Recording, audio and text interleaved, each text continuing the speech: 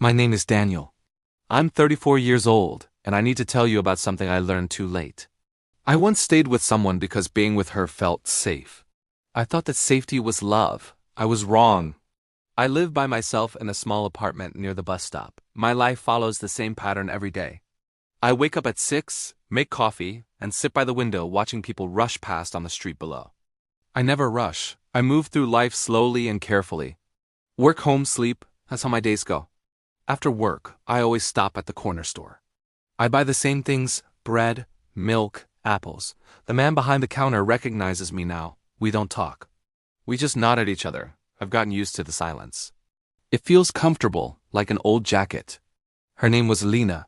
We worked in the same office. Her desk sat across from mine. She kept everything organized and tidy. My desk was always a mess. She had this gentle smile that appeared when she arrived each morning and when she left each evening. I noticed that smile. It wasn't loud or demanding.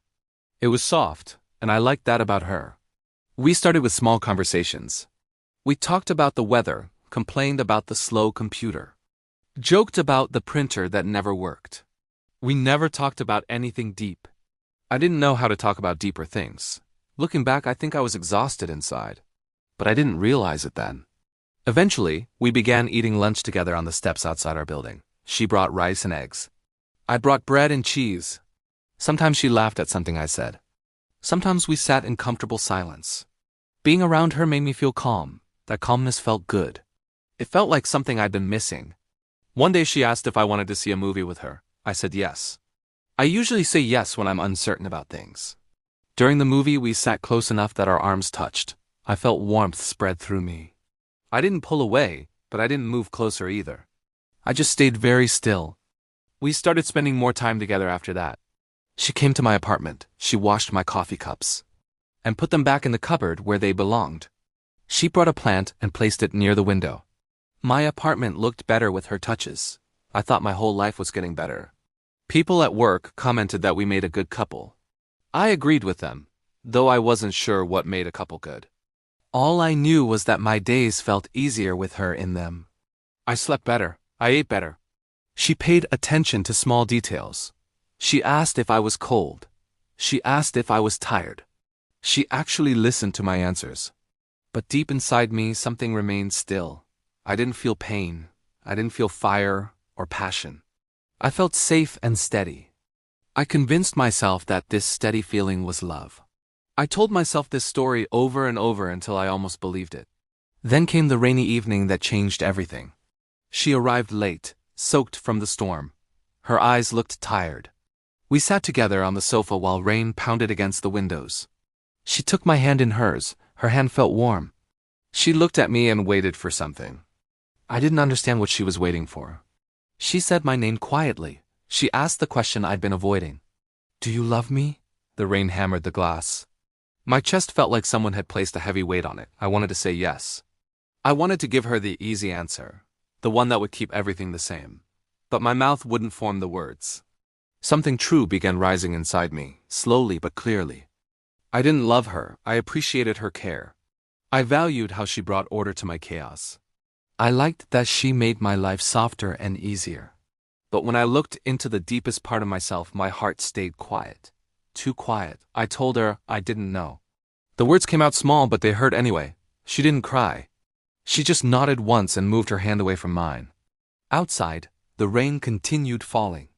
After that night, everything shifted without loud arguments or dramatic scenes. She visited less often. The plants stayed by the window. The cups remained clean. But my apartment felt hollow in a way it hadn't before. The emptiness bothered me more than it had when I truly lived alone. I walked to work by myself again. I ate lunch on the steps alone. I thought about her smile constantly. I missed seeing it. I wondered if missing someone meant I loved them after all. I paid attention to what my body told me.